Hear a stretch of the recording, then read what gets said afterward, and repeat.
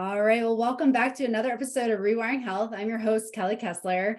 And I just got done celebrating my first year of this podcast. And I'm just so grateful to have this platform to share inspiring messages that hopefully move your life forward and give you a different perspective. And I've just had such amazing guests on, and it's been just amazing to connect with people in under this platform. So again, just so grateful if you're joining me and listening to this. Thank you for being part of this community. And part of that celebration is that the day of I'm recording this right now is tomorrow's my birthday. So we've done a lot of celebrating this past weekend, and my husband surprised me with having some of our friends from upstate New York come down, and we got to spend the day with them on Saturday.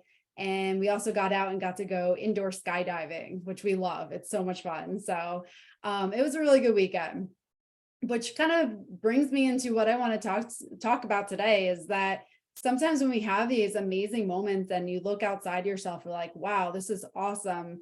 Sometimes it doesn't hit us emotionally. It's like there's a dissonance between like what we think we should be experiencing and what we're actually experiencing.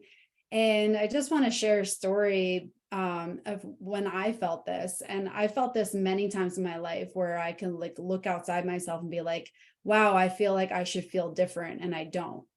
And several years ago when we got married, we had this beautiful wedding. It was so nice. And my husband and I went off to Maui for our honeymoon. And I just remember this moment, sitting on the beach, and it was right around sunset time, and the sky was just like this pink, purple, orange. It was beautiful. It was like glistening off the waves.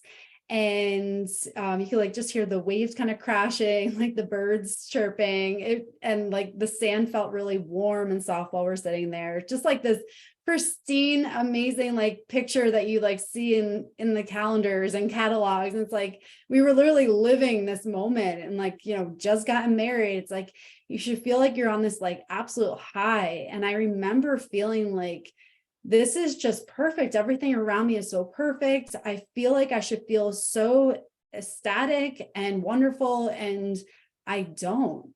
And there was this like, again, it just didn't hit me the way I thought it would hit me by looking outside myself. Like, there's this beautiful area. I'm in Hawaii with my new husband, and I just feel like I can't relax. I feel like I can't be in this present moment. And I also remember thinking, like, what is wrong with me? Like, why can't I just enjoy this? Like, I got frustrated myself. Like, why can't I just enjoy this moment? Like, you're not going to get this back. Like, just sit and relax and enjoy it. And yet I just couldn't. And I remember the honeymoon, it took me about 5 days into the honeymoon before I like actually felt like I could kind of let myself enjoy it. And I didn't understand what was going on. And I had that again, another vacation or anytime that like I felt like I should be enjoying myself. There are many moments I'm like, I can't be present. I'm like worrying about things I shouldn't be worrying about. My mind is somewhere else. And again, every time I thought that or felt that, I thought there was something just innately wrong with me. Like, why can I not relax? And it took me a long time, but I finally realized that like I had some nervous system dysregulation going on. Like I was living in a constant state of stress, and my body and my system would not just bounce back just because the environment was beautiful or the circumstances were great. It's that I had to change within myself to actually enjoy the external world. And I didn't have that realization then, that there wasn't something wrong with me. It's just that I wasn't doing what was right by myself and doing things to actually love myself and put myself in a position where I could finally enjoy everything that was going on around me. So that really brought me to the point where I realized what I was missing, and I started enjoying life for what it had to offer. And so I want to give you the 3 things that I do now and what I implement now so I can start feeling present in moments and not feel like life is going by and I'm not enjoying these moments when I really, really should. So the first thing I do, and I didn't do this before, is that, again, when I went from the wedding to the honeymoon, I just never had a moment by myself because you're always around people. It's like stuff going on all the time. And I never took a moment to just like remove myself and process what was going on. So what I do now is I give myself permission. And that's a big part, because I think sometimes we think we're not allowed to do what's right by ourselves, especially if you're a people pleaser like I am. Like, I feel like I always have to make everyone happy and everyone, satisfy everyone before I satisfy myself. So that was a big thing for me, is like, take a moment away. And this is what I do now. I take a quiet moment and I give myself permission. I don't feel guilt in that. And I just take a moment to kind of digest things and process everything that's been going on. And then on top of that, what I do is that I write down what's going on in my head. So it's not kind of just so that's not circulating in our head. When we write it down and in a very non-judgmental way, I literally just brain dump. So whatever I'm thinking, it's going on the paper. I don't care how awful it is or negative, whatever, it's going on the paper, because if it's on the paper, now it's out of my head. And not to say it's just, you write in the paper, it disappears from your head. That's not really what happens, but you can process it better just by going through the motion of writing it and putting it on the paper. And I just write it down and just kind of leave it. And again, I notice, and you may notice if you do it yourself, there's almost like a change in how it feels, not that it disappears, but it just feels a little bit more approachable and a little bit more tolerable and a little bit more not so overwhelming. So I just brain dump everything that's in my head. And then the third thing I do is I sit down and I think about how I want to feel in this moment. And I just am grateful for that desired emotion I want to feel, or that desired outcome. Even if it's not happening right now, like, I just give gratitude towards that and thank that emotion for being present. Because again, when we can just be grateful and sit in what we even want, even if it's not true for ourselves and we're not actually feeling it at that moment, by expressing gratitude for it, then we can start rewiring our brain to actually start feeling that and attaching emotion to it where it becomes real. Like, so going back to the honeymoon, like, what I wanted to feel was just like this ecstatic feeling of like, oh my gosh, I just got married. I'm in Maui. This is awesome. I'm just going to savor this moment and remember it forever and just live totally in this moment. And like I said, my head was in so many places. I didn't feel that. So like, giving gratitude to that, like, what I would do is be like, thank you so much for allowing me to be present, for allowing me to feel so loved and so, to have this moment in my life where I can be in a place and just enjoy and savor every little aspect of this. And just giving gratitude towards that, even if it's not innately what I feel at that moment, allows the brain to kind of shift away from some of that stressful thoughts that we're experiencing, and allows some of that feeling to actually come into our brains. So it allows a shift to at least start to happen, even if it's not, immediate. It allows the brain to see something other than what's creating that dissonance in what we want to feel versus what we actually feel.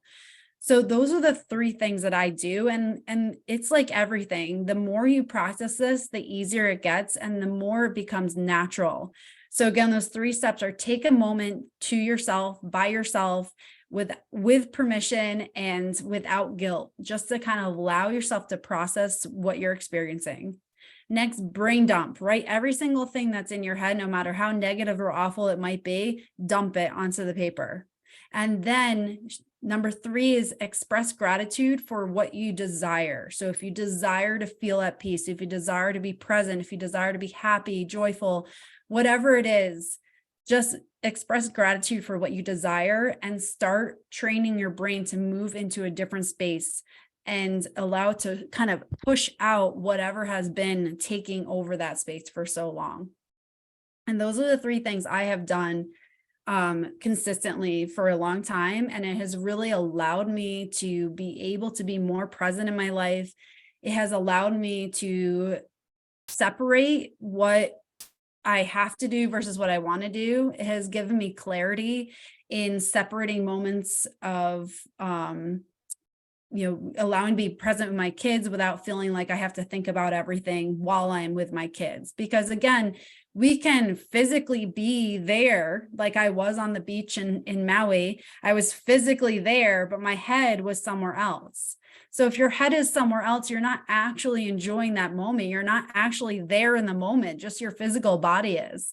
So that's why it's so important to take these moments, get our head where our body is, be in that present moment, and allow ourselves to experience what we're actually experiencing, because all we have really is the present. The past is gone. We can't change that. The future isn't here yet. So we have to allow ourselves to get into the present moment as much as we possibly can.